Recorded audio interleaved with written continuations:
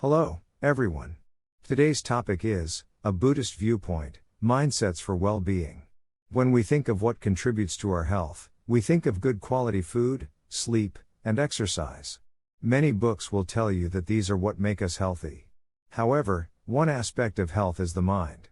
What kind of mindset you live your life with determines how you respond to hardships and unreasonable demands. Quite a few people fall ill with stress over such things, with that illness affecting both their body and their mind. But by warding off or reducing stress, you can stay healthy. Having a mindset that defends against stress is highly important for living a healthy life. So today I will talk about mindsets that promote a healthy life. Aaron Antonovsky proposed 3 mindsets that enable us to live healthily, and these 3 mindsets will be today's topic. Aaron Antonovsky was a medical sociologist who studied inmates of the Nazi concentration camp Auschwitz, a harsh environment where most people died. Inmates were put through inhumane treatment, ending up skin and bones from lack of food and being forced to undergo grueling labor, during which anyone who collapsed was sent to the gas chambers. Despite the high death toll, some did manage to survive this extreme adversity. Of those, some were racked with trauma that affected body and mind afterwards, while others managed to live healthily. Antonovsky studied what kind of mindset people had that enabled them to survive the concentration camp, as well as what kind of mindset enabled people to live healthily after being freed from it.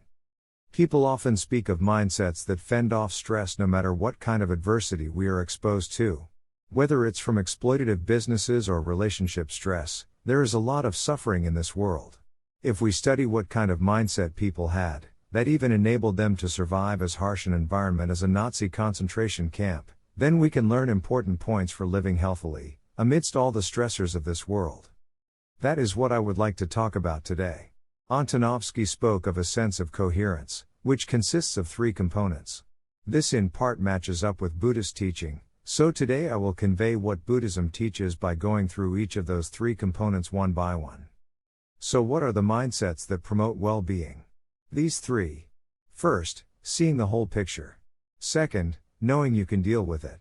Third, knowing that this hardship has value. I will talk about these 3 things. What does it mean to see the whole picture? If, for instance, you are forced into manual labor in winter weather, you recognize that while it's noon now, in some hours' time, your work will finally be over and you'll be able to rest at night. The present is full of hellish suffering, but that's not forever. Eventually you'll finish your work, and night will come. Once night comes, you can rest. If you recognize that this will be over, you'll be better able to accept your situation. Someday, there will be an end to this labor, and an end to this war, and you'll surely be set free. Seeing the whole picture means being able to anticipate the future like this. If you only look at the present, you'll get caught up in misery. No one is suffering as much as me. This is hell.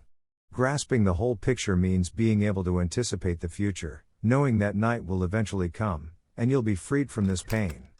This is true when it comes to our jobs as well.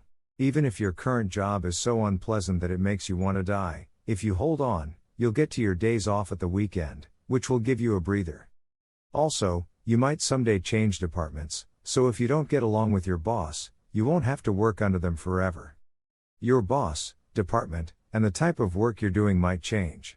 Also, lifetime employment isn't so much a thing anymore, so you might end up in a totally different job someday. So if you see the whole picture, you'll realize your present suffering because of this job won't last forever. And for children, maybe you're being bullied at school and that makes you want to die, but in a year's time, you'll have changed class, and in some years, you'll go to a different school. Then when you look back on this time, as hard as it was, it will only be a memory. So if you only look at the now, you'll feel hopeless because it's so hard, but if you see the whole picture, you'll know that this is only a temporary segment of your life. This applies to everything in life. We may have times where we feel as if we can't bear our present suffering, but if we look at things from the perspective of our whole lives, from birth till death, we'll see that this suffering is not forever. Think about it. Are the relationship problems you had 10 years ago still bothering you now? Well, some of you might still be suffering because of the same issues and the same people, but in many cases, what was troubling us 10 years ago is now just a distant memory. Oh yeah, I'd forgotten about that person. They really gave me grief back then. What was that all about again? I wonder what that person is doing now. At the time, that person might have tormented you so much that you were considering murder-suicide, yet 10 to 20 years down the line, you'll look back on it all with a sense of detachment. So your present suffering won't last forever. It's just a page in the book of your life. Buddhism calls this an awareness of impermanence. This is to see that everything changes and shifts. The literary classic, An Account of My Hut, famously begins, "The flow of the river never ceases, and the water is never the same," describing the endlessly changing nature of a river. Your suffering might feel unbearable right now, but things will change in a year or two. The world is continuously changing, and so are our feelings too. So if you know that your present pain is just a single page in the book of your ever-shifting life, you won't feel any need to write off your entire life because of that pain. You'll know that things will change, and that someday you might even be able to look back on it and laugh. In this way, this is a world of impermanence. So it helps to view your present suffering in light of the bigger picture. It'll make you realize it's not something to obsess over, which will make you feel more at peace. Second is knowing that you can deal with it. When suffering weighs heavy upon us, we have a habit of wondering, why me? We take on a victim mentality, as if we're the unfortunate protagonist of some tragedy. But it's not as if our entire existence is going to be ruined by this suffering. What's important is how we're going to deal with the situation. Whatever absurd levels our suffering may get to, it's never the case that we can't do anything. There are various ways to ward off or sidestep things, and to lighten our load. So we need to know first of all that there are a number of things we can control. Although we easily end up feeling hopeless, and like there's no way out but death when something awful happens, there are various ways we can deal with the situation. But we have a habit of running away from suffering. We try to ignore it however much it nags at us. But if we do that, it will follow us wherever we go.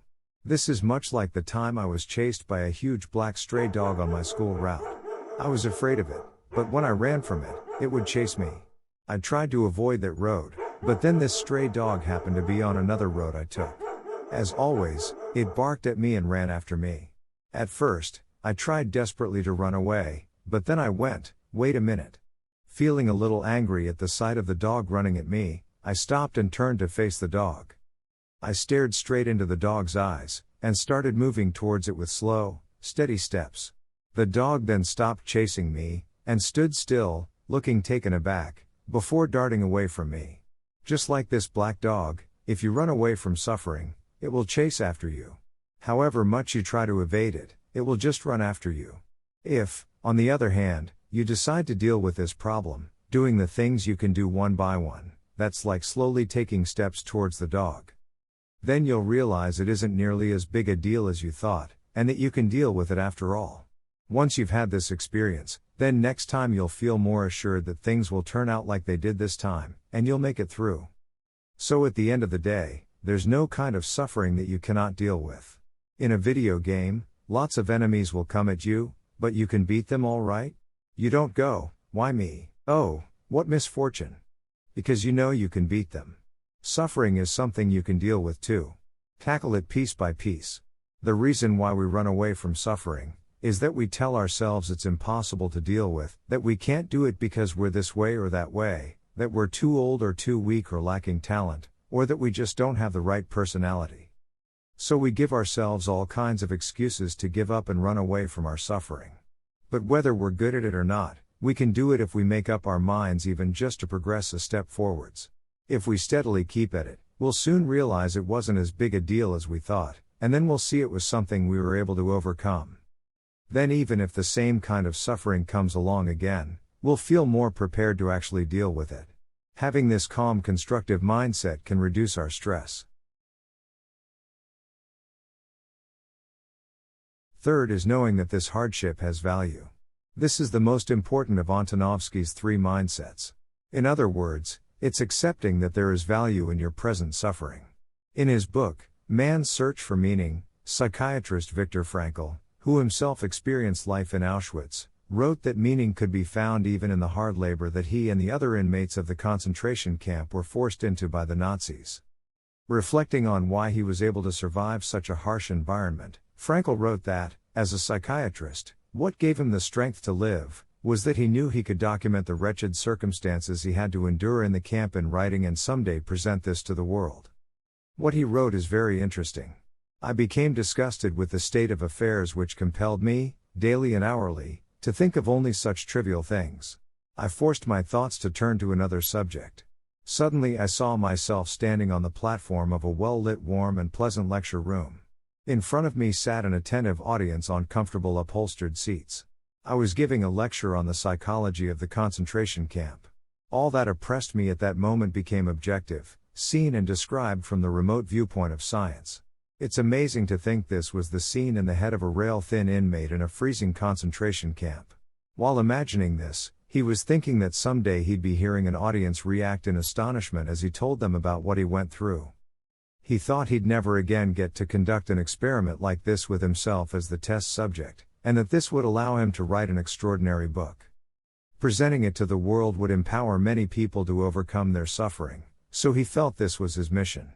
That was why all his pain, suffering, fear, and terror had meaning, and he thought, that would be his sustenance for the future. So he took his painful circumstances as having meaning. One Buddhist poem goes like this: "Do not be sad. All sorrow and pain is expedient means. Liberation lies on the path of no hindrance. All sorts of painful things happen in life. For instance, a loved one might die, or you might suffer a betrayal or failure in business. But, the poem says, don't be sad, because all these painful things are expedient means leading you to the path of no hindrance." This path of no hindrance is the supreme happiness taught of in Buddhism. The term path of no hindrance is found in the Buddhist book Timecode. It means an absolute state of being where nothing at all can hinder you. The book calls it the benefit of being held fast, never to be forsaken. Benefit means happiness, so what this means is happiness that firmly embraces you and never lets go, happiness that will never abandon you or be destroyed. So in Timecode, Master Shinran taught that there exists true happiness that will never leave you, and he called it the benefit of being held fast, never to be forsaken. When we're going through hard times in life, we wonder, why must I live such a painful life? What was I born for? If being betrayed like this is just a part of life, then what do we live for? Is there happiness that will never leave me or betray me? These questions lead us to listen to Buddhism, which leads us to attain this happiness. So what Buddhism tells us is that all the painful things we experience in life are expedient means, and that we have to attain this supreme happiness. Buddhism then guides us to that happiness. When painful things happen, like the death of a loved one, the happiness we know crumbles, and we might ask ourselves, I too am sure to die someday, so just what is it that will happen to me when I die? Is there some kind of happiness that will not crumble even in the face of death? These questions lead us to listen to Buddhism, which leads us to attain happiness. And so this poem says, don't be sad, for all these hard times were expedient means leading to liberation on the path of no hindrance. There is this path, where you will escape your pain and attain true happiness. Forced into hard labor, and faced with the daily possibility of being sent to the gas chambers, Frankl must have thought seriously about what the purpose of life is. We too will probably have times that prompt us to consider it seriously. If, say, you end up with terminal cancer, and have half a year to live, you will think seriously about the reason why you still have to live, what meaning there is in enduring this suffering. You might then establish a bond with Buddhism, and have it fully revealed to you, that you were born to attain true happiness. That's what the poem is describing. Do not be sad, all sorrow and pain is expedient means. Liberation lies on the path of no hindrance. The time will come when it will be clear to you, that every hardship you've been through had meaning, because it was for the purpose of attaining true happiness. Keeping this in mind is the key to living with strength and determination, even when all manner of troubles come your way. Today I showcase 3 mindsets that enable us to live healthily, both mentally and physically. What do you think? If you'd like to hear about the Buddhist teachings I talked about today in more detail, I have many other videos on this channel approaching the teachings from many different angles, so please feel free to take a look at those. Thank you for watching this video.